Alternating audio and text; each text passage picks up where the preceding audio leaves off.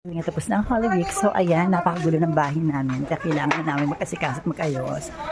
Ay, nakakaloka talaga. So, ayun sila. Inalagaga natin sila para mag-ayos ng bahay. At syempre, bumili na rin ako ng pintura para nang sa ganun ay maayos ang lahat ng mga bagay-bagay. Eto nga palang kulay na napili ko para sa bahay namin para pag pininturahan namin ay maaliwalas naman siyang tignan. At syempre, bumili na rin ako ng isang maliit na para ilalagay sa cornesa na color dark brown. Ay, nakakapagod ng galaw at napakainit talaga. So, ayan na nga, busy na ang bawat isa. Ang bawat isa kailangan gumalaw dahil kung hindi, palalayasin talaga. So, ayan, for now, siguro papipinturahan lang muna natin ang buong bahay kasi nga sira-sira na pati ang kisame at ang bubong kailangan ng peltan. Pero next project na natin dahil wala pa naman tayong perang hawak sa ngayon.